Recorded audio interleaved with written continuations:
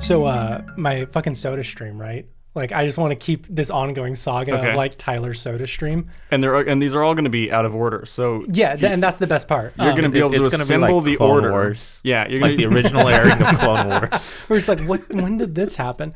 No, my soda stream, I'm finally running out of, like, syrup flavors. So, like, I need to order more. Didn't you only buy this, like, a month and a half ago? Yeah, but I've been making like a bottle like almost every day because I'm a fat little piece of shit.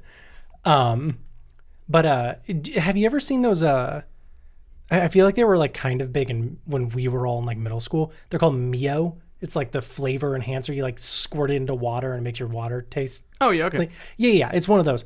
Well, we ended up picking up an orange vanilla flavor. Mm-hmm. And so what I was doing is I was using the cola flavor and squirting a little bit of that in. Son of a bitch, I made some orange vanilla Coke, and that is like my favorite fucking thing to drink from it. It's so good. Hold on. Orange vanilla Coke is its own flavor. Yes, that's like a real flavor. Are you a fan of that flavor? The thing is, I'm not really. Okay. But I liked this one. Mm-hmm. And I think it's because the actual like cola-based taste of it. I mean, I'll drink a Coca-Cola. I'll say it. I'll crucify myself. I'm a Pepsi main. All right, I stand Pepsi. Actually, I prefer Pepsi as well. Hell yeah, brother, up top. Like as much as I love Coke, and you could take that line out of context. Yeah, you could take that line right up your nose. As much as I love snorting Coke off of hookers. No, but like Pepsi in the United States is way better than Coke. Is it different overseas? Yeah, or is Coke's different overseas? Coke's right? different overseas. Yeah, because over here we use artificial sugar, artificial sweeteners, corn syrup and such. Anywhere else that you go, it's like real sugar. It's delicious. They also have real sugar Pepsi, which are really, really tasty too. But what's weird is that the cola flavor in the soda stream tastes like RC cola if you've ever had it. Like I haven't had RC cola. I'm a cola connoisseur is what they call me. I've definitely had some RC cola. How long have we been recording? Not long enough. It's like 7 minutes. Jesus Christ! All right. Okay, but we're cutting like the first 3 minutes because like there stuff has been said at this table. You cannot have this cold open be, I made orange vanilla Coke and then just, oh, by the way, here's the podcast. Welcome back to Crack Open a Cryptid. I'm Tyler Shively. How dare you? I'm Adrian Castro. And he doesn't want to be here. I'm Jeremy Savage Tate. Actually, you know what? I'm gonna crack open one of these two. Oh, baby, let's hear it. We get a double. Oh my god. That was like a sound library. Dude, I'm like a little hard. I wouldn't like quarter chub. Hold on, I don't think a quarter chub is a little hard. It's like a little hard. That's a little. It's 25% hard. Yeah, but like here's the thing: if I took 25% of your body mass away from you with a chainsaw, you wouldn't be like, I'm a little bruised. No, I'd be dead. Nah. It's only 25% of you. Yeah, but like at the same time, it's cutting you at the kneecaps. Yeah, I'm gonna bleed out. I didn't say we weren't in a surgery posision. Oh, okay. So you're a surgeon now. No, I said we're in a position that's kind of like surgery. So it's saw. You're jigsaw.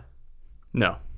All right. Well, glad we cleared that up. Yeah. I don't know how not clear I could have made that. Well, if you want something that's completely unclear, makes your brain do somersaults to understand it at all, and is complete fucking bullshit. All right, QAnon, throw it at me. Only slightly less offensive. We're talking about aliens, finally. I love aliens. It's like my favorite cryptid thing. Would they be considered a cryptid? Yeah. Cryptid is just like any creature that's unexplained, basically. Oh, okay. But they are explained. They come from another planet. Like, okay, yeah, and Bigfoot's a big hairy motherfucker. Like, that's explained too. Yeah, but like we don't know that he's a big hairy motherfucker. And we don't know if aliens are even real, dude. I'm pretty sure they are. Yeah. I've seen that Star Trek. Oh my fuck! I hate you so much. I'll cut that out. Don't worry. What? No. I'm not gonna cut that out. What? Why would you say that and then immediately be like, oh, I need to cut that out? Like there was nothing weird about that sentence, and then all of a sudden you're like, you are Mexican. Like I don't know if you're aware. Oh, Am I? Oh, did you just get? I literally, I just got the joke. Like I was immigrant. His parents are immigrants. Oh yes, like Not illegal, but immigrants. in that case, my dad is also an alien. Oh, That's true. Yeah. Mine are not. They're from this planet, Yeah, and America specifically. the planet of America. Yeah, the planet of America. I mean, that's basically what the planet is, right? It's just like America and then like the rest. Then there's the ocean. Yeah, and then the ocean. Yeah, exactly. Nothing else is going on over there. Europe, listen, I'm gonna break the news to everybody. Europe's not real. It's made up. It's conspiracy.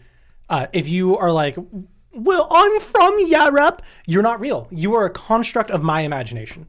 There you have it. What an absolute banger of like of the worst English accent I've ever heard. Like Yeah, that was on point of like, wow, that sounded like shit. I tried to make it as bad as I could while being recognizable as an English accent. My English accent is not good, but that's not it. like, I don't even know which specific type of English accent you're trying to like. Is that Cockney or are you trying to be? No, he was trying to be Dick Van Dyke from Mary Poppins. That was Yeah, the, that's who he was channeling there. Basically. Oh, hello there, governor. Oh, look at that. Because like that. Yeah, that's it. Dick, come back. Where's he going? Yeah, He's just in the room, he man. just left.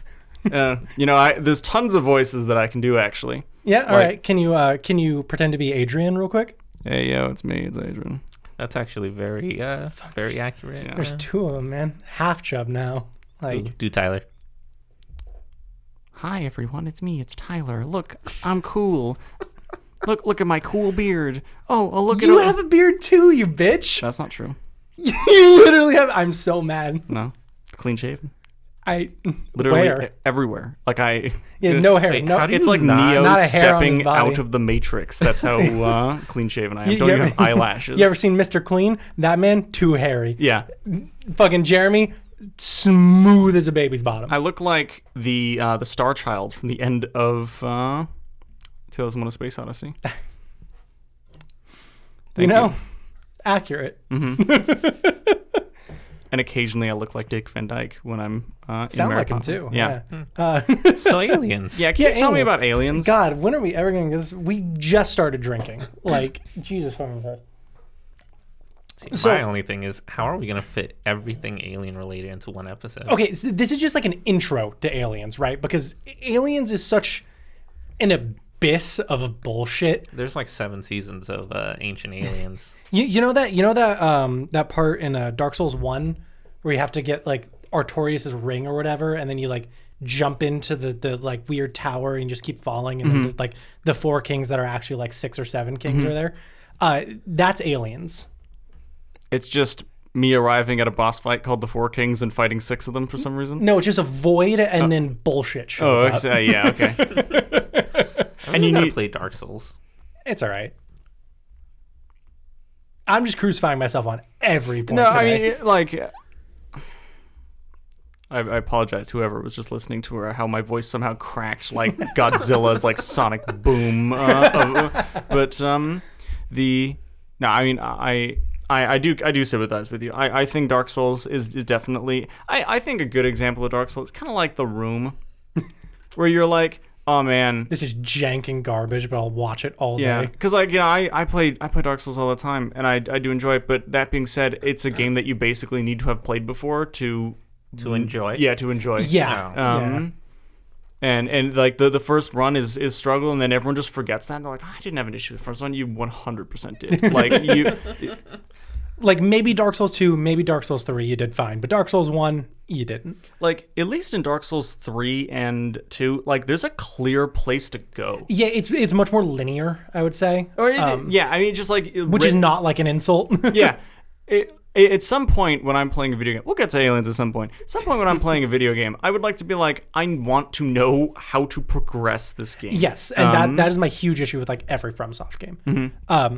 You know, I went into this when I was writing this outline. I gotta break away from Dark please Souls do. stuff. No, please. I The thought Dark to Souls myself, podcast is next. I thought to myself, man, I have so much bullshit to talk about in this episode that we cannot get off track at all. Oh man. Good luck. So anyway, Dark Souls 2 wasn't very good. All right. I know Jeremy likes Dark Souls 2, so I wanted to make him die on that hill. It's fine. Like, So I've been reading a book. I know, surprising, right? The book is called The Edge of Reality. It's from J. Allen Hynek and Jacques Vallée. What's up? is it a book that's like aliens are real, or is it a book that's like here are people who think aliens are real? It's here's a book about people who think aliens are real, but we're gonna prove why they're wrong. Oh, okay. So it's like a good book, is what you're saying. Yeah. So there was an actual project that the U.S. Air Force put on called Project Blue Book, and essentially the U.S. Air Force came to these two dudes, and they said, "Hey, here's a compilation of every single UFO sighting and alien abduction case in all of American history so far. Figure out what this was." I'm sorry. Can you say that again? So who released this? The United States Air Force started the project, but the project heads were the authors of this book, Oh, okay. J. Allen Hynek and Jacques Vallée.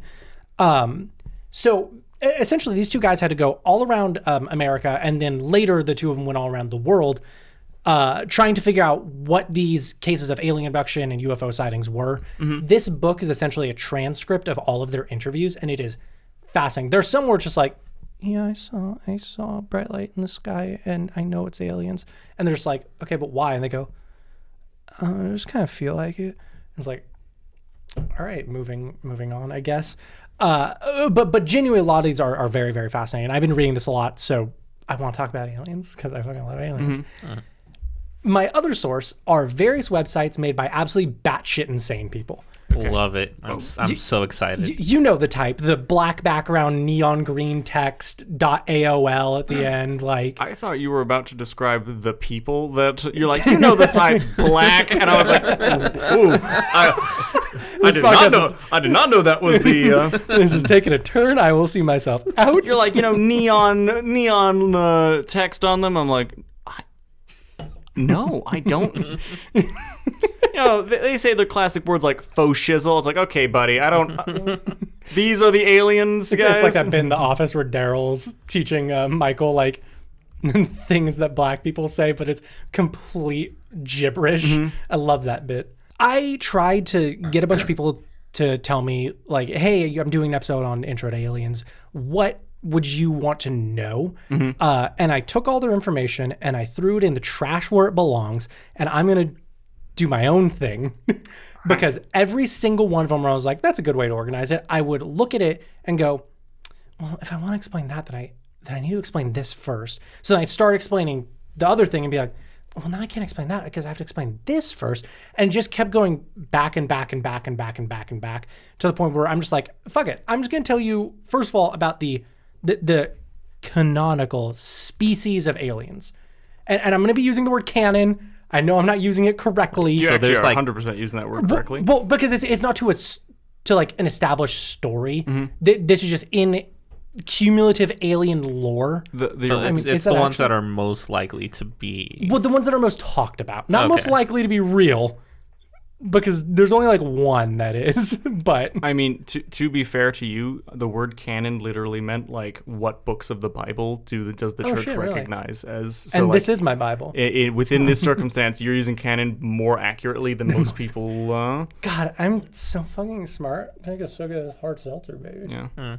It's probably because of the hard seltzer. I tend to make the best like decisions. I tend to speak the best language. By the way, if you've had Truly's, I don't really like Truly's, but this is a Truly's lemonade hard seltzer. These are good. Lemonade. These are actually really good. They're quite good. I haven't had the black cherry one yet. I gave that one to you. Yeah, no, I dig it. I'm not really a fan of black cherry all that much, but this is really good. It's a good time. I'll have to drink one of those another day. So anyway, there's about 12 to 14 canon species of aliens. The ones that you would initially think about would be like the grays. There's actually two variants of grays that come up, the tall grays and the short grays. I'll get into that. There's, of course, the reptilians, which is another classic one. The Nordics are like the moment you start diving, like when you dip your toe in the pool of alien lore, the first one is like, all right, we've got to talk about the Nordics. Then, of course, later, when you dive into it, there's the Pleiadians, the Anunnaki, the Alpha Draconians, and a shit ton more that I'm not going to talk about. But I wanted to discuss at least those like 6 main ones because they're the ones who seem to come up all the time. Mm-hmm. So let's talk about the Greys, right? Mm-hmm. Everyone knows what the Greys look like. It's the little gray alien, big old bug eyes, spindly arms, thin limbs. Now, the Greys are said to have come from the star system of Zeta Reticuli, and they have 2 origins, right? Origin 1 is that they are tall and skinny, and they're currently using humans as livestock, and that's like their whole deal. Mm-hmm. But the second origin is the ones that most people tend to think about, is the short and small, and they're mostly abducting humans to use for experimentation. You know, like the probing and the... When you say you gave me like a galaxy or a planet they come from, is that even a real place? Zeta Reticuli is. Okay. It's in a specific area. That's one thing that I was actually surprised by, and I looked up almost all of them, where it's like, yeah, they at least picked a real star system. Mm-hmm. Now, the Greys are the most abundant race in the canon. There's so many of them. They don't control the most area, but there's just a shit ton of them. And if you get abducted by aliens, it's most likely going to be the Greys, tall, short, whichever. Mm-hmm. Important to talk about next would be the Nordics. So the Nordics are what alien theorists believe the Scandinavians base their gods on. I've seen this Marvel movie. Well, hold that. Wait, are these the ones that met with FDR and everything? Hold that. So the Nordics are tall. They're described as beautiful. They have white skin, blonde hair, and they're probably racist because these are what the Aryan race that Adolf Hitler talked about is based on. Interesting. Huh. Yeah, the Nordics are the Aryans. Just let that one sink in. These are the Nazi aliens. Now, amazingly, in alien lore, these guys are considered the good guys. And Adolf just didn't understand their message and was a bad guy. You know, at least like they are condemning Hitler to some extent. Yeah, they don't really like Hitler, from what I was reading. Sometimes they do, but like, you know, crackpot conspiracy theorists, they like Hitler, you know? Mm-hmm. So name a more iconic joke.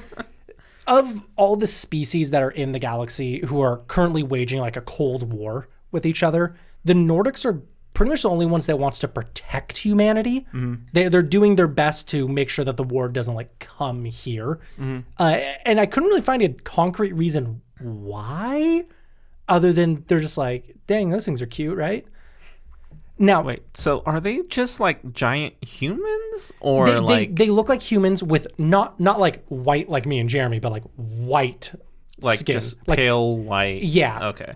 Blue eyes, blonde hair, and they're supposed to be gorgeous. Okay. So they look like humans, but they look like Aryans. Okay. Yeah. No. In my head, I think a video game that I recently played that I'm not going to tell you because I really want you to play it. Okay. Touches on the Nordics. Fun. Dark Souls 4. Yep, it was Dark Souls 4. Adrian got access to Dark Souls 4. Yeah. But from software. So Jeremy's chair is broken, and he almost just ate shit when he leaned back. We have another chair. I'm not changing chairs. I've already sat down. It's literally 2 feet away. My jacket's on that chair. Yeah, that's a jacket chair, you bitch. Okay. Come on, let him put his jacket It's way down. more convenient for me to not be able to ever move in this chair. I don't know why that's hard to believe.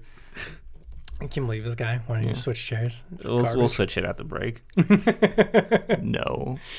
So the Nordics, I don't remember where I heard this crackpot theory, where I read this, but this wasn't in my research. I actually couldn't find proof of this. But in my head, I distinctly remember hearing someone discuss the fact that the Nordics, as described, are actually extinct. They were struck by a genophage, which is essentially a virus that stops you from breeding. Yeah, stops you from breeding. And so they couldn't reproduce anymore. And they either conscripted the Greys, like enslaved them, or they made the Greys. There's so much shit about the Greys that's weird. But so the Nordics were extinct, but they got hit by the genophage. They haven't been wiped out yet. Oh, I see. They conscripted the Greys to find a solution to it. The Greys are the ones who found humanity and realized that our DNA is like glue. It's a binding agent. So that's why they care about humans, both the Greys and the Nordics. I didn't realize that they did so much research when they were making XCOM 2. Yes, no, actually, XCOM is really, really well based in alien lore. When I was playing those games, I was like, holy shit, dude. Like, I know the ending of this. So the Greys then took DNA of humans and melded it with both Nordic DNA and Grey DNA. And this created the tall Greys in one origin. The short Greys became the tall Greys. But the... I heard that... because I'm pretty sure I said gays the first time. The short gays became the tall Greys. My brain is liquid. I just want to get that out of the way. It's fine. We'll edit it. No. It's going to be like the short gay rays. Here, just put this in. The short gays, shit. So the short Greys became the tall Greys.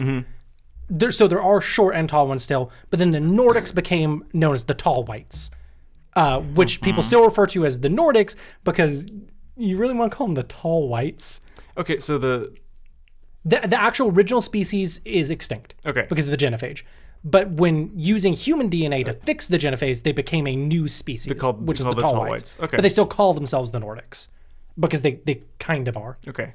And yes, Adrian, the Nordics are the ones that are believed to have met with President Eisenhower and signed a treaty in 1954, which essentially, and this was a follow-up to the Roswell incident, which I'm not talking about today. That is its own 6-part series. Okay. But after the Roswell incident in New Mexico, Eisenhower eventually met up with the Nordics in 1954, weirdly in California. I don't know why that's an important factor. They're like, yeah, they went to Best Western and they met in the lounge. They just really want some In-N-Out, dog. So he met with them and they signed a treaty, and Eisenhower agreed to allow the Nordics and the Greys, who are now their conscripts, to be able to abduct a select number of people every year in exchange for giving America advanced technology. Now, if this is true, you're looking around like, where's this advanced technology? Yeah. Conspiracy theorists believe that the tech that's being fed to humans by the Nordics is intentionally meant to be worthless and distracting to halt humanity's advancement, because they don't want us to get to the stars yet and enter this Cold War. And this is stuff where people said, that's how we suddenly learned how to use Wi-Fi. It's how we suddenly figured out fiber optics. That's how we suddenly figured out cell phones, stuff like that. To be fair... Okay, I don't want to criticize your conspiracy theory, but the way I understand is Wi-Fi had been invented in the middle of World War II, and it was just it was like the primitive version of it was made. So we had that a while before Eisenhower talked to these people. Yeah, but then the Nordics would be like, oh, here, I see you're doing that thing. Here's how to actually do it. It is the Classic idea. Nordics. So the next one I want to talk about are the... no, I'm just fucking speeding through this shit, but dear God. I imagine there's another 10 hours of... there could have been. We've only gone through 3 races, and we've barely even talked about the lizard men, so... Lizardmen are not the next one, not the one after that, the one after that. Okay. Which are the reptilians, same thing. But the next one I want to talk about are the Pleiadians. This is a quick one because I don't understand the Pleiadians. I tried. There is a theory that aliens visiting Earth are not creatures from another planet getting in a spaceship, flying through space, and reaching our planet. But instead, they are extra-dimensional beings instead of extraterrestrial. And they are breaching the veil between dimensions to come to humanity. The aliens that would be doing that are the psychic beings known as the Pleiadians, who are from a star cluster called Pleiades, which is real. They are basically always with us, and they are always reading our minds constantly. This lends to the theory of the extraterrestrials, or of the extra-dimensional instead of the extraterrestrials. But one thing that came up a few more times that I liked is some people were like, oh yeah, the Pleiadians are the Nordics. I'm like, you can't throw that shit at me, man. I just figured out the Nordic shit, but they might just be the Pleiadians. So they're like, the Pleiadians come from another dimension, but they're also from this place in our dimension. Yeah. Are they is it like a wormhole scenario? It's more of an astral projection. Oh, well, actually, that makes more sense. Okay. Yeah. Does it? I don't know why you are not immediately on board with them just like astral projecting. Have you not seen Doctor Strange? I have, but like, I still don't see how that makes sense. Makes any fucking sense whatsoever. They're like, oh, they're not getting in a spaceship. They're just psychically moving here, and it's like, okay. Which Why is that not them being an alien though? Why are you like, oh? Well, they are still an alien. Okay. It's just that they're not getting on a spaceship and coming here like extraterrestrial because they're not really here. It's an astral projection. But I can't see them. Correct. So what you're telling me is there is a theory that there is a group of aliens that cannot be seen, cannot be heard, and are not here. Correct. All But right. they're constantly reading your mind. Why can't they fucking do that from their planet? Why do they have to show up to my planet to do that? I like to think that we're basically reality TV to them. Which I would Like- I would get that. Oh my God, now We're I- so entertaining. I know why Jeremy can't use the other chair. That's where our Pleiadian friend is, dude. That's his chair. Oh, the layout of this makes that even funnier that no one can see. It's not even his jacket like that. That's their like. That is the Pleiadian. You wear a Pleiadian every day. Oh, man, that would make a lot of because It's just a big old hug. I'm a jacket wearing everywhere person. Yes, I can Like, confirm this. I've known this man for years. yeah, like- I've never seen him without a jacket for more than like an hour. Yeah, and it actually it stopped around the time I got out of high school. It kind of stopped because I just had less reason to. And the reason why is I was always really like self-conscious about how noodly my arms were, and so I'd always wear a jacket over them. You 'Cause- are extraordinarily skinny. Oh yes, me, famously incredibly skinny. How much does that guy weigh? It's like 160. Noodle man. You're very skinny. Don't stretch. I can see your ribs through your shirt. Just because I'm not fat does not mean I am skinny. Listen, we skinny shame in this house. You're like, hey, go. Why don't you like eat a piece of chocolate cake? Come on. You know, I have heard Adrian say that. Yeah, it's exactly how I talk. But it just feels like if I was wearing this jacket everywhere and they're like, don't take the jacket off or otherwise people will see how thin you are, I'll be like, oh my God, they're so right. Keep this jacket on. It's like, yes, and now I have perfect view of whatever this man's thoughts are. Yeah, of course. Yeah, exactly. So the Pleiadians, they might be the Nordics. Shit, man, I couldn't tell you. But just for the purpose of the next couple, pretend the Nordic and the Pleiadians are different races. I'm not going to pretend that they are the same. Like, I'm not entertaining the idea that those are the same thing. Okay, good. Like, I'm not doing your weird fan theory on this bullshit. That wasn't even me, man. I found so many people who were like, actually, the Pleiadians are the Nordics, so your timeline doesn't fit. And it's like, I want to die. Show me the timeline you have. That's what I would respond to whoever said that. I actually am working on a timeline that's like a conglomeration of a bunch I've seen. And you're actually going to get a little taste of it because we're talking about the Anunnaki now. Okay. Oh, okay, I know these kind of. Do you, though? I've 'Cause seen I thought all I did. 7 seasons of Ancient Aliens. This is the only race they talk about like constantly. Well, it's because the Anunnaki were the first, quote unquote, the first recorded alien species to visit Earth, both in conspiracy theory and in historical texts. They're the only race that dates back to Mesopotamian texts, where they talk about like, there were like these weird people. They're describing them as like humans from a different area, but if you read into it just a little bit, it's like, well, this doesn't sound like people. They sound like aliens. I love the idea that you're like this. They describe them as humans, but if you open up your mind to the idea Well, that no. they're not. They don't describe them as humans though. They describe the event of meeting them as if you went to a restaurant like and there were people there, kind of thing. But they went there and there were people and Anunnaki there. It's like so like they don't describe what they look like. Yeah. They're just like, oh yeah, like there was Tyler and also an Anunnaki. Yeah, as if like there was someone there, but they don't necessarily describe their appearance as human. To be fair, here's the thing. If I ever told a story, I would never be like, he entered the room. There were 2 people. They were both human. I would not have to specify that. No, but exactly. But whenever they discuss the Anunnaki, they discuss them in ways that don't seem human, but they deal with them as if they are. Okay. I'm going to let you continue, and then I will sit here and I will complain in my mind. That's why you're here, buddy. Yeah. These guys supposedly originated from a tiny exoplanet distantly orbiting our sun. So they're actually from our solar system. An exoplanet. So, you know how Pluto is a dwarf planet? Oh, it's a yes. So an exoplanet's a planet that's like not Further out and not a dwarf planet. It's Oh, is it's that what that enormous. Like Ares and Ceres are real ones, real exoplanets. They tend to cross into the orbits of actual planets, but they're not big enough to be a planet, and they're too weird to be a dwarf planet, basically. Isn't Ceres a dwarf planet?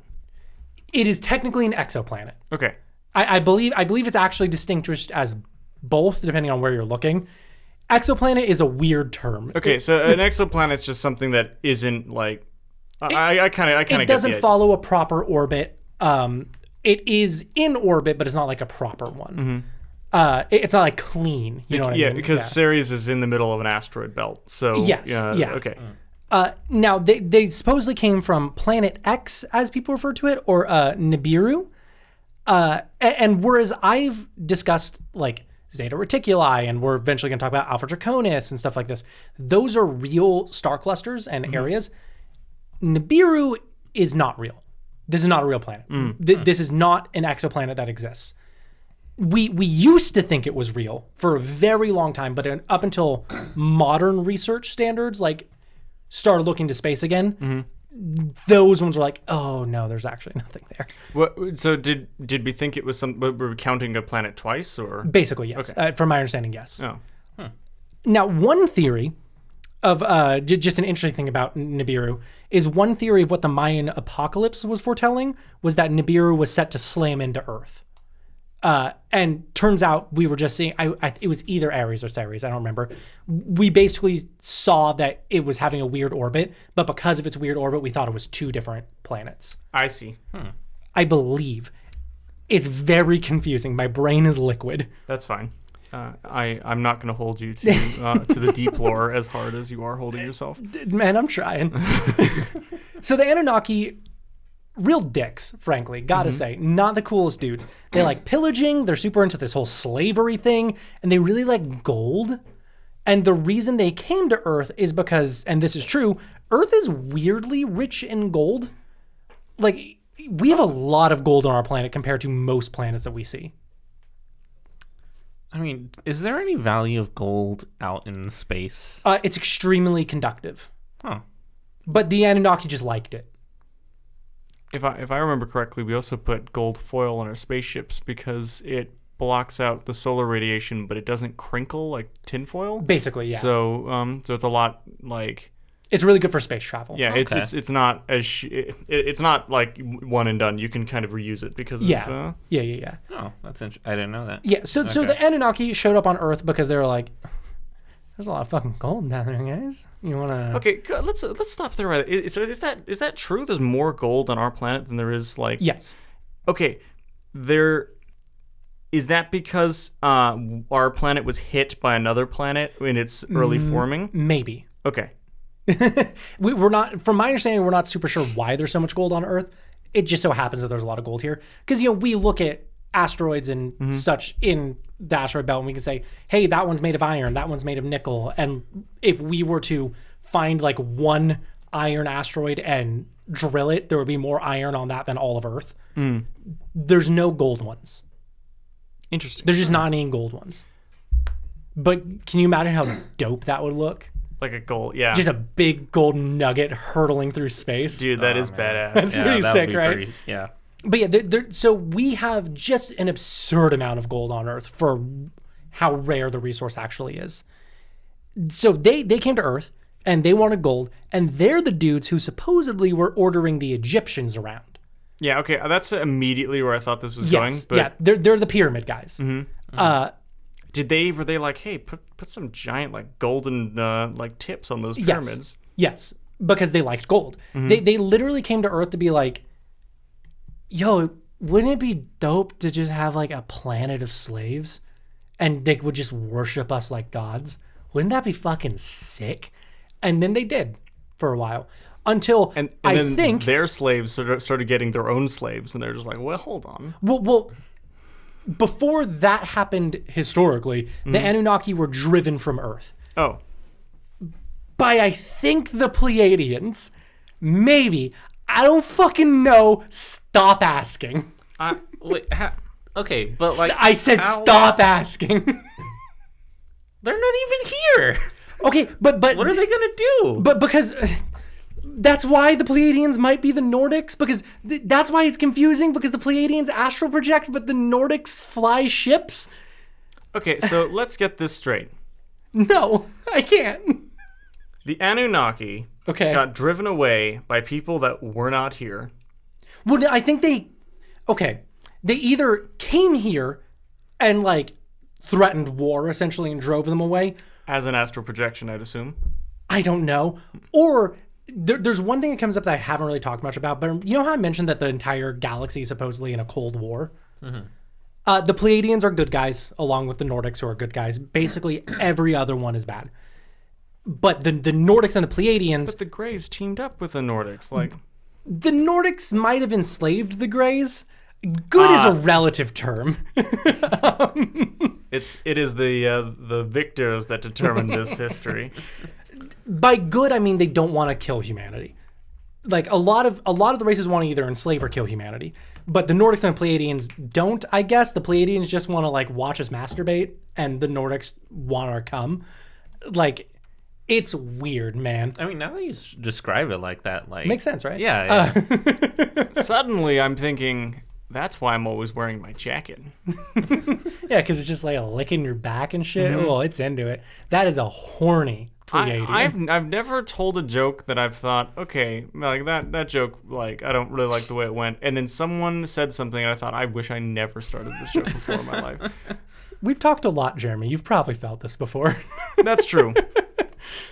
So I think the Pleiadians, or maybe the Nordics, or maybe both, or maybe they're the same thing, showed up to Earth and essentially told the Anunnaki the bylaws about slavery and were like, you can't be here, man. Like, get out. And then they were like, fine, because it's illegal to be there. And they don't want to ignite the Cold War. What, they didn't have a permit? Basically, yes. Okay. Wow. Honestly, yeah. I didn't know intergalactic civilizations like required permits. Dude, one thing I found out is there's like a weird amount of bureaucracy in galactic politics. I played a lot of Stellaris, and I still don't super understand all of this. Why aren't we involved in this? Like I don't understand why because we don't. We are primitive. Okay, but here's the thing: if I was like super, like let's say, there's like an anthill or something like that, and I'm gonna fucking dick around with an anthill. Mm-hmm. I'd 100% make sure those ants know who's fucking with them. Like I would be like, it is I pouring the molten metal into the hill. But what if there was a United States Marine gun pointed at you and said, you can't let those ants know you're fucking with them? Would you still fuck with them? I would be like, why do you give a shit? But it doesn't matter. I'd bring it up the chain. I'd go to fucking Intergalactic Press and be like, sir, I have this anthill. Let me paint the picture for you. But that's what I mean when there's like a lot of bureaucracy in this, where essentially aliens can't fuck with humans because they're not allowed to. Sir, I set my permit a few weeks ago so that I could go interfere with these humans. I have not gotten anything back from it. It's like, did you sign the 65-9? I'm like, no, I signed the 65-7. Is that the one I needed? Like, oh, we just changed policies. Like, fuck me, dude, they're dead. Genuinely, that's very similar to the shit I'm reading. So we're pretty much the Sentinelese, but like to the universe. Yeah. Okay. Every so often, a guy's like, I'm going to convert them, and we're like, get the bows. So, yeah, they can't fuck with humans because they're not allowed to, and they're not allowed to because Earth technically falls in Nordic space, but we're primitive, and so these other ones want to enslave us because more slaves is always good, but the Nordics are like, well, they're technically ours. It's weird. And everyone has a different rendition of it, and I hate it. I just want to know how all these people like came up with this. I want to know what their day job is. Yeah. Like, they don't have one. Oh, all right. Well, they screwing that like up. to fucking create an entire like bureaucracy. Well, here's what happened. So imagine you have a cool Pokemon that you want to. You're like, hey, is it a Spheal? It's a made up one. So Yeah, Spheal. Is a Spheal not a... No, but all Pokemon are made up. That's true. Let's say there's 150 Pokemon, and you're like, I have the 152nd. And you just off the top of your head say, hey, it's this cool one. It's like a rocket launcher that has eyes and it has 2 legs. I believe that's your Dragapult. Mm-hmm. Yeah. And then I say, oh, that's really cool. I wish that was just real. You know what? For the rest of my life, I'm going to pretend like that's a real Pokemon. And that's every single person just adding a Pokemon to this list. And you're like, okay, there are 3 rocket launcher variants, and none of them were related. Is there a reason for this? And it's like, oh, they all came up at separate times. Okay. And then someone else is like, no, they're the same Pokemon. Oh, I see. And then someone else is like, no, the first rocket launcher invented the second rocket launcher, and the second rocket launcher stole the genetics of the handgun with eyes and then became the third rocket launcher. You know what? I didn't have an explanation for this before, but now I do, so I guess that's what I'm going with. Wow. But yeah, it sucks. This turned my brain into just a dumpster fire, just researching this shit. And we have technically 2, but one more to talk about, one more race. How long have we been going, by the way, just talking about aliens? Like half an hour. Okay, so good. So I've gone quick enough. Good. Yeah. and there's been a little bit of side chatter. So yeah. Whew. Yeah, no, I'm trying really hard to resist. Mm-hmm. You know, if we're only at 30 minutes, feel free. Yeah. So the last race. I mean, technically we're at 45, but fuck you. So we're going to talk about the Alpha Draconians first. Mm-hmm. So, whereas the Anunnaki are the first recorded species to be on Earth, these are the last recorded species. These were the first ones to actually show up on Earth. Wait, what? Oh, like so, they came here first. Yeah, these ones were here first, but they weren't recorded because humanity didn't exist yet. Then humanity existed later. The Anunnaki showed up at that point. They recorded the fact that the Anunnaki were there, and then humanity continued forward. But this is before humanity existed, like as a modern species. Okay. That could have been at any time, though, because that could have been like 10,000 BC, and you're like, yeah, humanity's here, but like... Look, man. Like, it feels like if they're like, oh, we got here at year 2. It's like... If you think there's a single fucking timestamp on any of these websites, you are horribly mistaken. It feels like they weren't really... It feels like, you know, when someone has a really good idea, and you're like... flush it out. Well, it's just like someone says, I have this great idea, and then you're like, oh, that is a good idea. I had that idea first. I actually thought of that first. I just didn't tell anyone about it. That's how these aliens sound. Like, oh, you were on Earth and you met aliens? Well, we were there too. We didn't see any aliens. Yeah, we didn't talk about that. Yeah. So the Alpha Draconians were supposedly the first ones to come to Earth, and the reason they came to Earth was to strip mine it dry. It was purely for gold. Well, it wasn't just for gold. It was for like every resource. They were just going to destroy the planet for its resources. And I've played that game. Yeah. Minecraft. Correct. These ones are my favorite physical description. So the Alpha Draconians are 22-foot tall dinosaur dragon men. That's where the dinosaurs come from. Yes. Okay. Wow. Wait, so you're saying that like dinosaur bones are actually the Alpha Draconians? No. See, the Alpha Draconians were like, we got to mine this planet dry, but it's just so dang hard to do physical labor. You know what would be good? Let's invent a new sentient species. And the early ones were the dinosaurs. They weren't sentient, and they were like, me so they had like a Flintstones scenario where they were like quarrying things out, but it was like a brontosaurus. It was like a crane. That was the failed experiment. Oh, I see. Okay, the dinosaurs weren't smart enough to do it. Eventually, they ended up inventing the reptilians, which are the other alien species we need to talk about. The reptilians are bipedal lizard men, roughly the size of humans. So the reptilians were made by the Draconians to do their dumb labor. Oh, like I can't think of the race, but from Land of the Lost. Yes. Exactly. Yeah, okay. Land of the Lost. Yeah, you know. With Will Ferrell? Yeah, I forgot they made that movie. Yeah. But yeah. I haven't seen the... Yeah, whatever. It doesn't matter. It doesn't matter. So the Alpha Draconians were on Earth. They invented the lizardmen, also known as the reptilians, whatever, to do all of the like dumb labor for them. The reptilians were starting to get smart, and then they started to notice that these monkeys were getting smart, which eventually became humans. Suddenly these humans were starting to build civilizations, and then they found this gold shit, and the Anunnaki were like, that's ours, baby. So the Anunnaki showed up, they drove the Draconians from Earth, so the Draconians retreated, but they didn't take any of the reptilians with them, so the reptilians were forced to go underground. Question.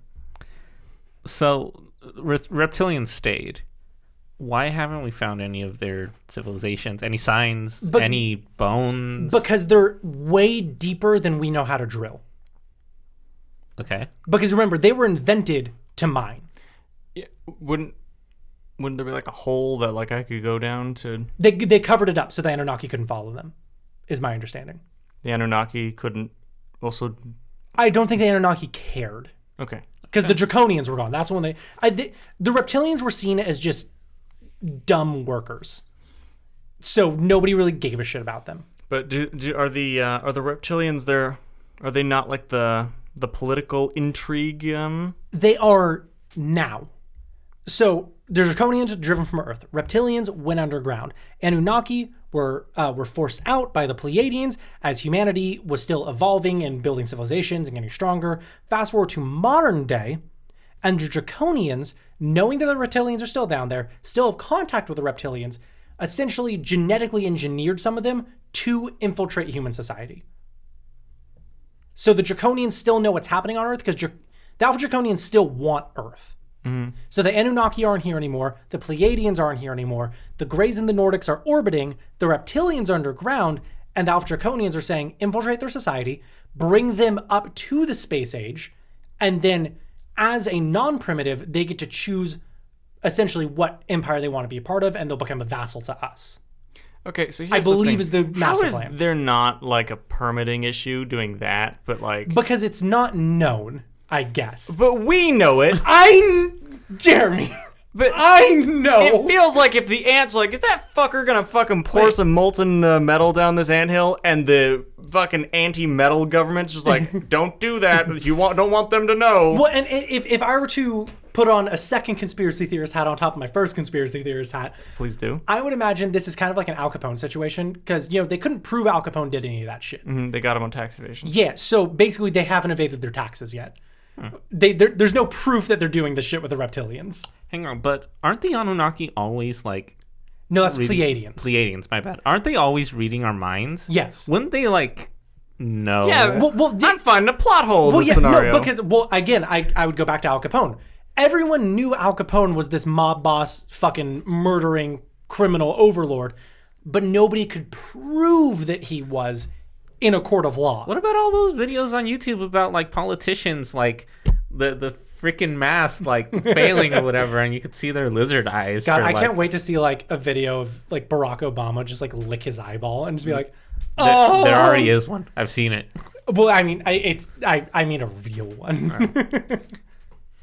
Okay, so Barack Obama, by the way, is the last like big politician that's said to be a lizard man. What fucking so far?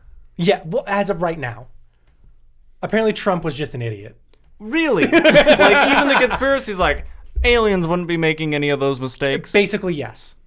I tried to find shit that's like Trump is a reptilian, and there were a couple, but because here, all right, we getting political, boys. The Nordics and the Pleiadians and the Greys don't want us to advance, right? Because they don't want us to enter this Cold War. Like the Nordics don't want us to enter. The Nordics and Pleiadians don't want us to enter the Cold War. The Greys want to keep abducting and experimenting on us, but the Draconians want Earth back, so they do want us to get to the space age. So the Draconians, according to conspiracy theorists, are the politicians and figures that want to progress human technology and society. And you say that, are there like artist renditions of these dinosaur dragons? Oh, yes. And do they like fly like a spaceship? I couldn't find any of that. Do they fly like? Is it? Yeah, like do they fly through space like naked, basically, or do they fly in a ship? I don't know, and it bothers me. Yeah. Okay, so like they're kind of like Cthulhu, but without the tentacles. And they're large. Yeah, they're 22 feet tall, supposedly. Oh well, that's what's different. That for? I have no idea. Oh well, that one has a gun. That one has a gun, dude. See, here's the thing. Incredible. My problem here is that this is actually Don't scroll really too far. cool. You will find dinosaurs with dicks. Like, Hold on. Why? Don't. wait, no, keep scrolling. Yeah.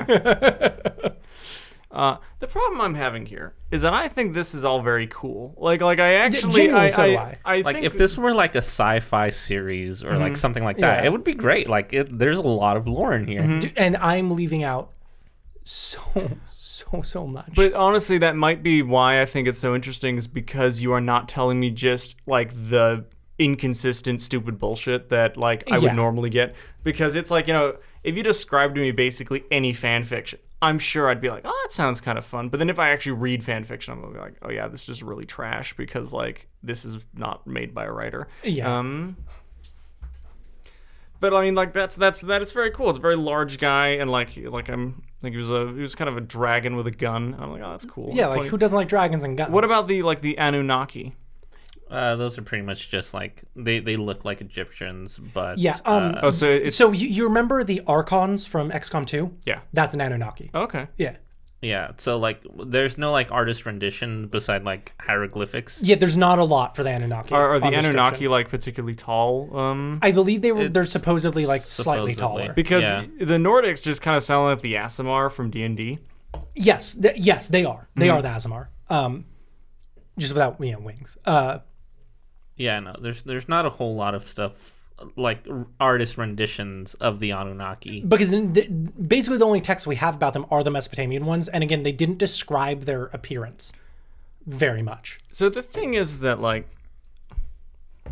so there's a lot of like theology scholars who try to explain like the aspects of like the Bible that are a lot more like fantastical than like the modern age. Like It's all aliens, well, by the way, according to these nut jobs. yeah. So like there's a something that I remember reading that I thought was really interesting, and it was the idea of like Moses leading the Jews out of Egypt. He parts the Red Sea, and there was a point of people saying, realistically, he probably didn't just separate the entire Red Sea, but there kind of is a point where at sundown, or like when the tide went in, it would, for a relatively brief moment of time, There's like a land bridge. yeah, right? you could theoretically have just cut across, like if you think of the way the water went was like a circle, and so as it went in, they had much less like distance to go, and then as it went back, like you'd have to be going around it, and it was like, okay, that's really interesting. Well, it's Connecticut Yankee and King Arthur's Court.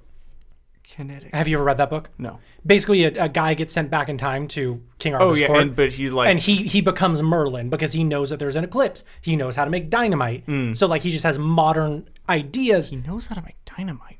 Yeah, so he was able to make a tower explode. But it's kind of But like only that. a great magician would be able to do that. Kind of like that Family Guy joke where like they like exaggerated Jesus' powers. Oh yes, yeah. Well, that's the thing here, is it's just like, for the Anunnaki, like why, like is there a like a historical idea of like, here's what they could have been, like here's an example of like, Yes, Europeans. Okay. And Russians potentially. They were just bigger people. does that word translate to anything in particular? I actually thought it might, but every time I would search it up, it would either be like, oh yes, actually it does, and someone would be like, hey, I'm like a linguist and that's completely untrue. But it's like, but I don't know if that guy's a fucking linguist, Right. like, and everyone had a different idea of it, but it really sounds like it means something, right? Like, it'd be funny if it's just like, oh, it's like Japan being like, oh, there's a race of people called the Gaijin, and you're like, oh, Yeah, what's that? It's yes. like, it just means foreigner. Like, Yes. they're And that's, if we're gonna be real, that's probably what the Anunnaki were. They were just big burly European boys. They were basically just Germany. yeah, interesting. I don't know, that is honestly a more interesting thing than you trying to describe No, to me. and like, I agree personally, but if we're gonna talk about alien shit, we need to talk about these. There's a couple other ones too, like the mantis are. They look like giant praying mantis, and they're just scary and warlike. Oh man, I'm gonna get crucified. I have this wrong by some of these fucking maniacs. The Lemurians are the Atlanteans. Atlantis wasn't a city; it was a spaceship that was basically like floating on the water. okay. And the Lemurians were them, but then Atlantis didn't sink. It just went underwater, went elsewhere, got out of the water, and flew away. We got to do Atlantis at some point. Yes, no, I agree. I know a lot of really fascinating stuff about Atlantis. I'll probably lead that one, honestly. But yeah, so those are like the main species that I think come up a lot, except maybe the Lemurians, which I might have to talk about some other point, but who fucking knows? So you tell me that they're like, oh, Atlantis just it. Why couldn't they just fly up? Because they didn't want people to see that they could. They fucking saw a city going away. What? They're like. Because think of it. If they have a boat, what's a boat more likely to do? Fly away or sink? Here's the thing. If I saw a massive fucking city just fly away, my story wouldn't be like, oh, it was a spaceship. I'd be like, oh yeah, I don't know, maybe the gods like put them in heaven or something like that. Like I mean, sure. Yeah. But if we're actually talking about what Atlantis was, it was just another island in the Mediterranean Sea that got blown up by a volcano. Is that the? That's actually for real. When I get to Atlantis, we'll talk about that. Yeah, see, it's fascinating. I do know that there are a lot of circumstances of like kind of mythical races in history, and you're like, oh, they were just real, but they did it. Yeah, they were just people who were different. Like how the Amazons were. They're pretty sure we're just like a place just off the like an island off of Greece. Yes. As was Atlantis. So now that we've gone through those main races, one thing that I thought would be fun to talk about would be the truth is getting to me, baby. I would want to talk about the first few legitimate UFO sightings in history. So the very first one, which I hate, by the way, I hate this one. Titus Livius, also known as Livy, in Rome, back in 218 BC, him and Machiavelli wrote a book called I'm going to butcher this, the Ab Urbe Condita Libri, which was an ancient text that essentially just documented the history of Rome. Urbe Condita Libri? So it's book of something? Yeah. The book Ab of Rome, Urbe basically. Condita Libri. Yeah. Yeah. It's basically just the book of Rome. Okay. And it was a history of Rome from its beginnings up until that point. And Livy described seeing, quote, an appearance of ships has shone forth from the sky, and then just moved on. That was it. He just said they saw ships in the sky.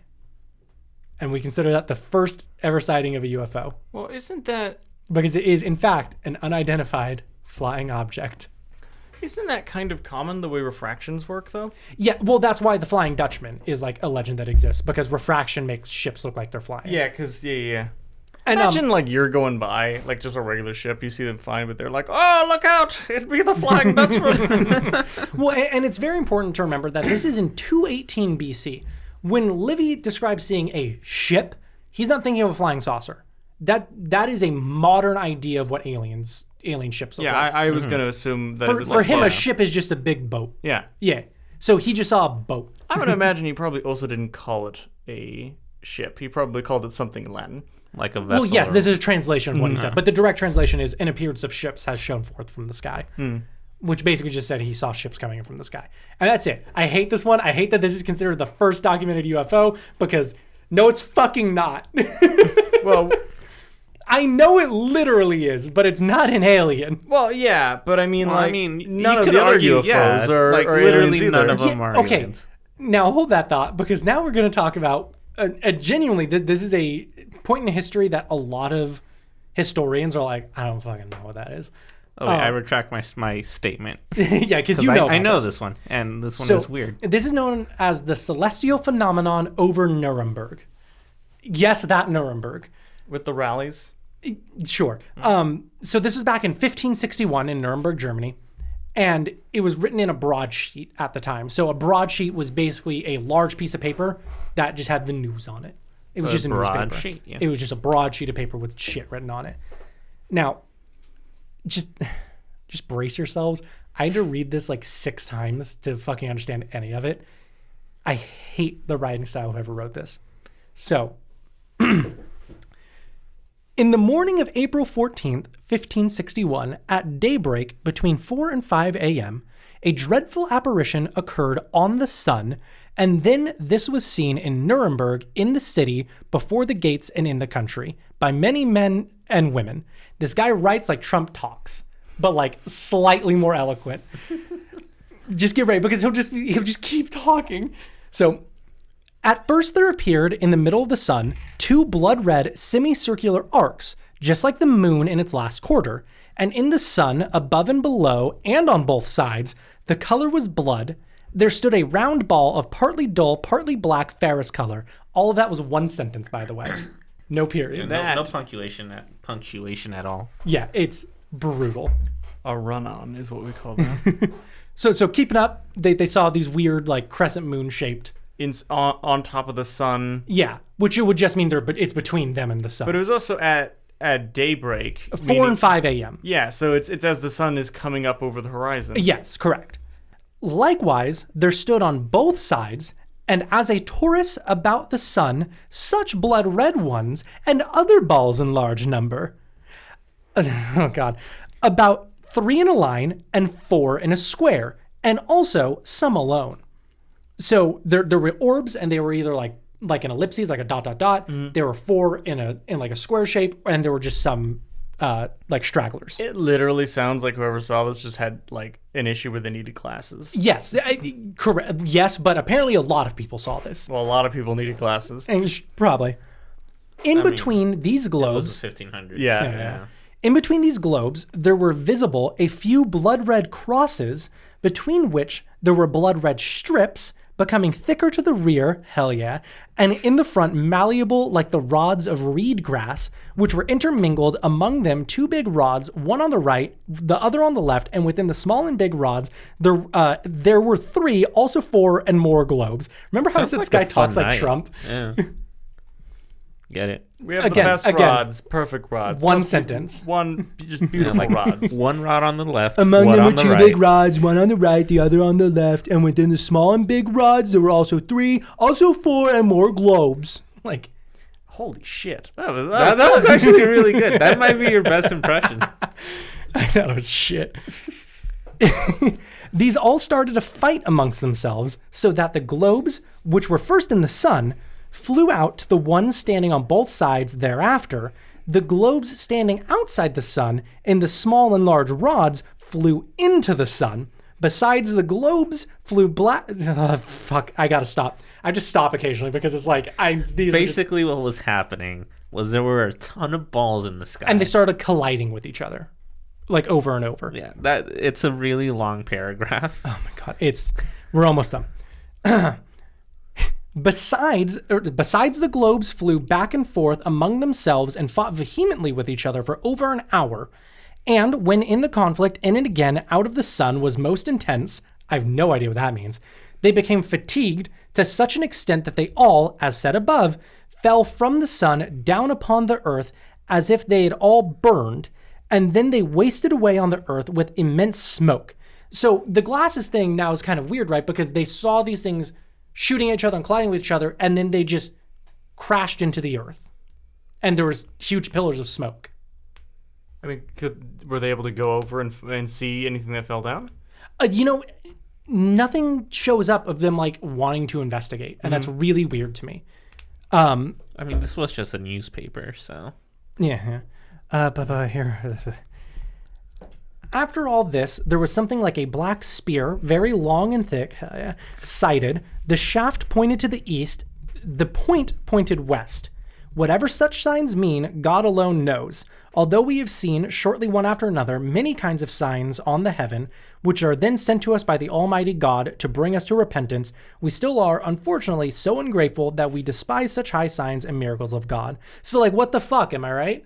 Now, he was explaining this, and I think that might be why there's not an investigation party to see what it was, because he immediately was like, it was a God thing. Like, no need to look into this. God wants us to repent. And people were like, yeah, that sounds about right to me. Hand me the flog. But I mean, like, here's the thing. This was the 1500s, but I imagine at some point someone was living next to wherever those plumes would have been. Maybe. Yeah, like it feels like it would have been like, hey, this sucks. There's a bunch of things are falling on us. It probably fell in like the countryside or something. Yeah, which I think is the implication. There's also, Adrian, if you can search it up to show them, there's illustrations of this on the broadsheet. So if anybody wants to look up, it's called The Celestial Phenomenon over Nuremberg. That one is really weird, and it would be really weird on its own, but there was a second event 5 years later in Basel, Switzerland. on this broadsheet in Switzerland, it read, "It happened in 1566 3 times, on 27 and 28 of July, and on August 7, against the sunrise and sunset, we saw strange shapes in the sky above Basel. During the year 1566, on the 27th of July, after the sun had shone warm on the clear bright skies, and then around 9 p.m., it suddenly took a different shape and color." So this is at 9 p.m., this one, different time. Like it's at night now. "So first the sun lost all of its radiance and luster, and it was no bigger than the full moon, and finally seemed to weep tears of blood, and the air behind him went dark, and he was seen by all the people of the city and countryside." So I think he is referring to the sun in this scenario. Mm-hmm. In much the same way, also the moon, which has taken, God, sorry, it's so hard to like follow because my brain is just vibrating at a frequency that wants to crack out of my skull at this point.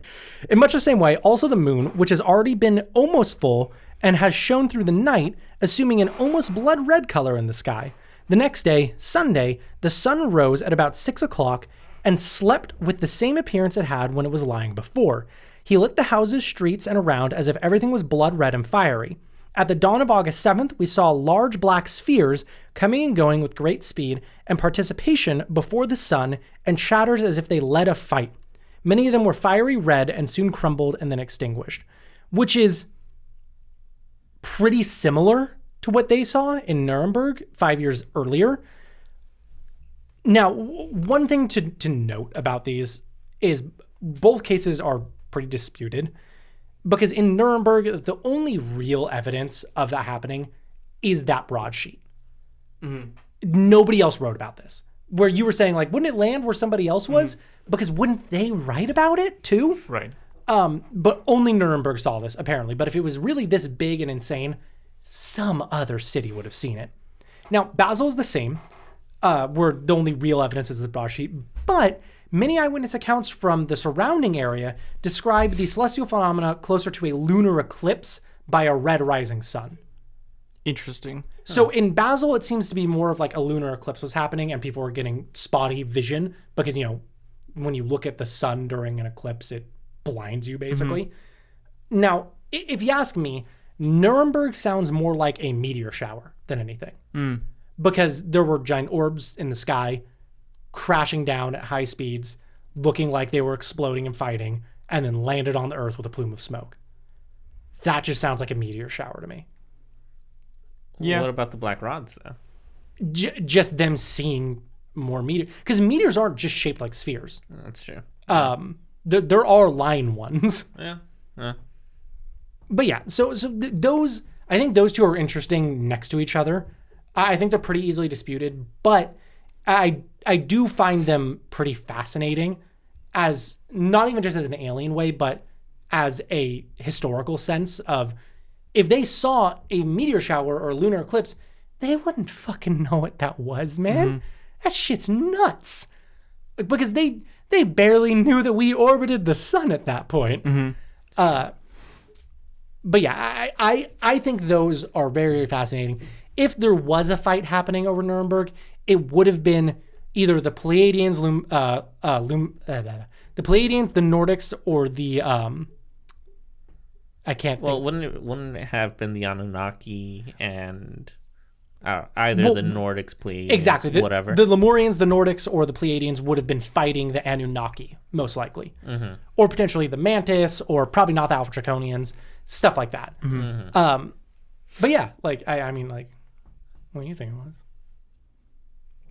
That is something that I do feel like I'm kind of struggling to rationalize as a like, I mean, the meteor shower stuff does sound well, it sounds plausible, but not perfect, right? Because like the way I understand it, I mean, like, if a meteor shower hit and like they're causing plumes of smoke, they'd have to be very small because like if they get because that's like a nuke basically at that point. Yeah, like even ones that are like rocks leave craters that are like 2 or 3 meters is the way I understand it. Yes, that's correct.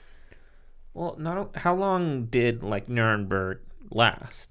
I mean, you said it was between 4 and 5 a.m. Nuremberg is still around. No, you meant how long did the event last? Oh, he said about over an hour. from about 4 to 5 a.m. Okay.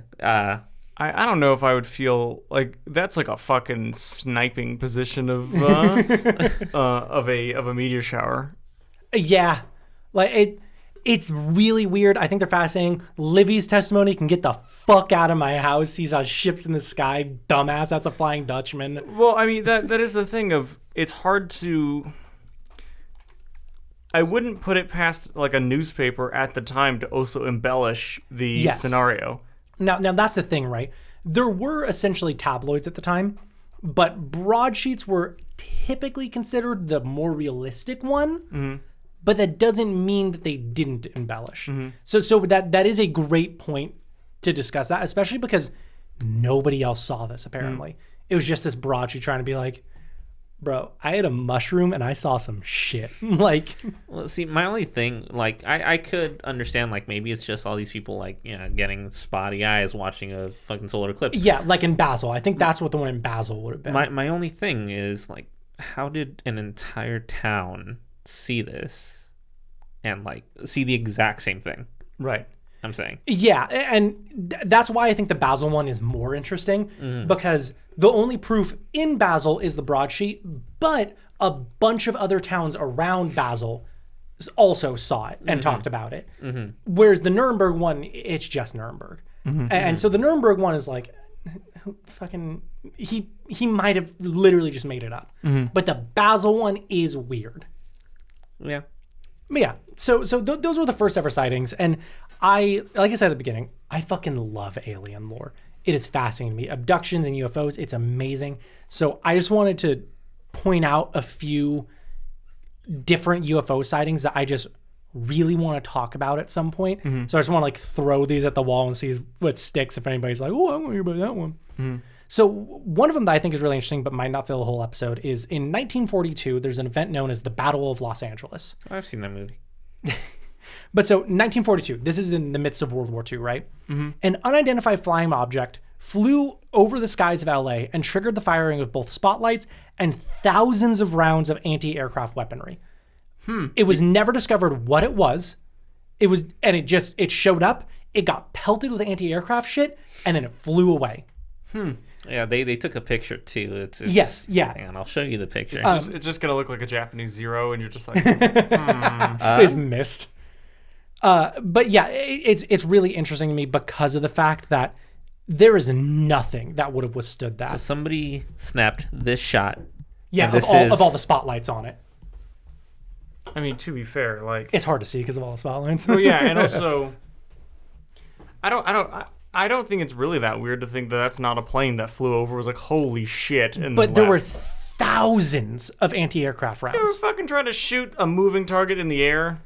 But like, so that's like a closer look. From my understanding, the account of this said that they clearly hit whatever the object was, and it just flew away. By the way, those cannons that they shot are still up. You could go visit them. Yeah. Los Angeles still has those artillery emplacements. Mm-hmm. That's cool. Because we were basically like, if Japan invades, this is where we're holding them. Like, they're not getting past Los Angeles. Well, if memory serves, they also did things where they would put, like, inflatable, like... Yeah, like wooden and inflatable, like, armies and tanks and shit to get them to waste payloads. Well, it wasn't... It was just so you pulled up and you're like, holy shit, they're defending this place. Let's go back. Oh, I never actually thought about that aspect of it. Another interesting one, I mean... You guys know Roswell, New Mexico. I mean, I feel like it's inevitable that we're going to have to talk about Roswell at some point. But I mean, wasn't Roswell like actually confirmed? Like they're like, this is what it was. No, because this was 1947, about 30 miles north of Roswell. Is Area 51? No. No, that's in Nevada. Yeah, a UFO, like just an unidentified flying object, crashed about 30 miles north of Roswell. What was interesting about it, though, is the United States military was fucking there. Like, immediately. Well, this was in the middle of the Cold War. If anything that hit you, I too would also be like, hey, let's get some people there. Well, I mean, this was 47. This was right after World War II ended. The Cold War wasn't in full swing until, like, the 80s, wasn't it? No, we were in the Cold War basically as soon as World War II ended. Yeah. We were like, all right. Well, okay, yeah, but I mean, like, at this point, I feel like the United States wasn't that on guard as much as they was in like the 80s. I think I could be completely wrong. I'm pretty sure because I think the Red Scare and stuff was happening even during World War II. Yeah, I mean, haven't you seen all those like propaganda? Like, well, yeah, but what I'm saying elementary school, like, oh, this is how you protect yourself against the bombs. Well, yeah, but that was because like nukes existed now. I mean, I guess that is literally what the Cold War is. Whatever. Point is, this landed. The U.S. military was there, but events like this have happened during that time, before that time, after that time, and the military takes a while to show up if they show up at all. But they were just all there immediately. They cleaned it up and they fucking left instantaneously, and immediately they turned around and said it was a weather balloon, which we know it wasn't. Yeah, but see, here's the thing. I still live with that idea of like, if the U.S. government showed up and just talked about the things that they were doing, especially with foreign about foreign defense and stuff, I'd be like, you are not doing your job very well. Yes, like if they were like, oh, it was a Russian spy craft, it would have been like, okay, that's terrifying. Yeah. Like, yeah. There's a lot about that with Roswell where it's like, if it was a Russian spy craft, there's no fucking way they would have told us. Like, whoa. God, whenever I get to the end of the drink, my headphones just fall right off. Well, you also hold the way the headphones you have set up, like, I know they're on like they're only like half of your on. head. I'm aware. Yeah. I always keep one ear off because I'm weird. But because you want to look like a DJ. You're right. You saw right through me, man. No, and when we get to Roswell, we'll discuss Roswell. You know what I mean? I think Jeremy finally broke the chair. The chair had always been broken. Do not put the blame on me. I sat in this chair and I was like, what a shitty chair this is. Why did anyone let me swap it out is what I'm thinking.